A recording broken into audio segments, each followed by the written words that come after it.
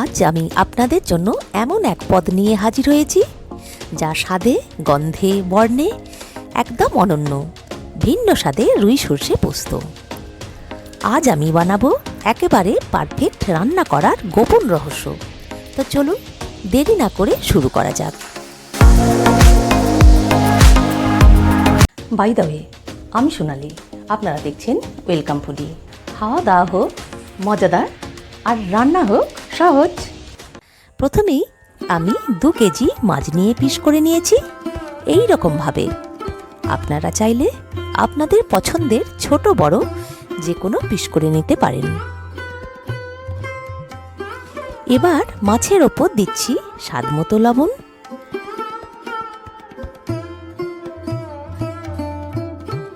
হলুদ গুঁড়ো,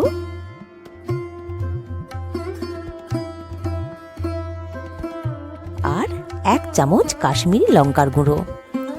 কাশ্মীরি লঙ্কা দিয়েছি শুধুমাত্র কালারের জন্য, স্বাদে একেবারেই ঝাল হবে না।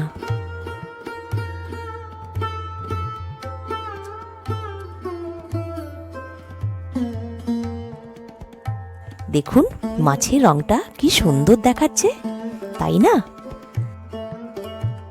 এখন কড়াইয়ে বেশি করে সর্ষের তেল গরম করব।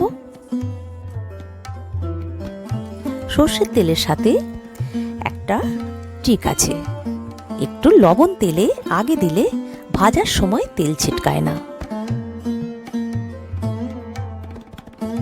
তেল গরম হয়ে গেছে, এবার মাছগুলো ধীরে ধীরে ছেড়ে দেব।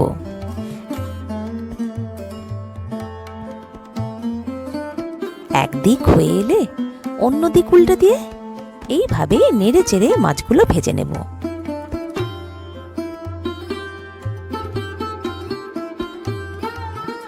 আবারও পরের ব্যাচ দেব। এই মাছ ভাজার গন্ধে সারা পাড়া মাতোয়ারা হয়ে যাবে, তাই তো?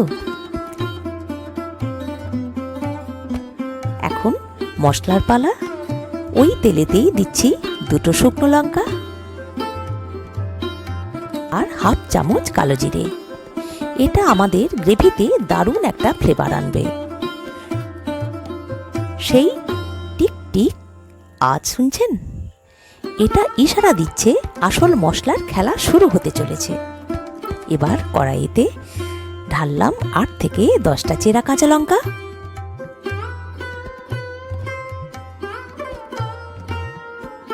দুটো টমেটো কুচি,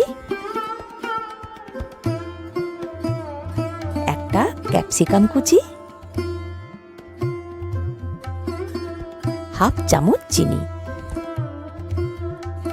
সব মিলে এটা হবে আমাদের ব্যালেন্সড স্বাদের মূল বেশ। এরপর মিক্সিং পেস্ট যোগ করব।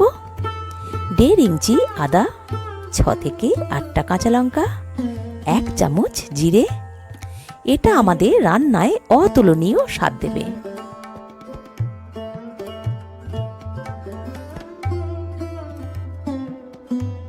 সঙ্গে দিচ্ছি 1 চামচ হলুদ গুঁড়ো, 1 চামচ কাশ্মীরি লঙ্কার গুঁড়ো। মশলাটা ভালো করে কষিয়ে নেব। এখানে বলি, সব সময় কাঁচা লঙ্কা কিন্তু ঝাল হয় না। একটু ঝাল পছন্দ করলে অবশ্যই গুঁড়ো লঙ্কা দিতে পারেন। এবার আমরা যোগ করছি আমাদের বিশেষ পেস্ট। 2 চামচ কালো সর্ষে, 2 চামচ পোস্তর পেস্ট। এটা ছিল আসল মশলার চাবিকাঠি। মশলাটা আবারও একটু কষিয়ে নিতে হবে যাতে সমস্ত স্বাদ গ্রেভির মধ্যে মিশে যায়। পোস্ত আর সর্ষের এমন এক মেলবন্ধন আনবে যা একবার খেলে ভোলা যায় না। এবার যোগ করব পরিমাণ মতো জল আর স্বাদ মতো লবণ। গ্রেভি ফুটে উঠলে মাছগুলো ধীরে ধীরে দিয়ে দেব।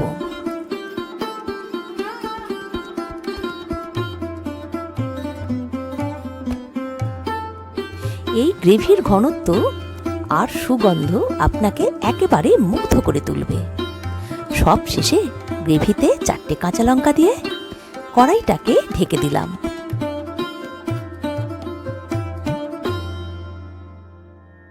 গ্যাস বন্ধ করে 10 মিনিট পর কালার ও গন্ধটা দেখুন।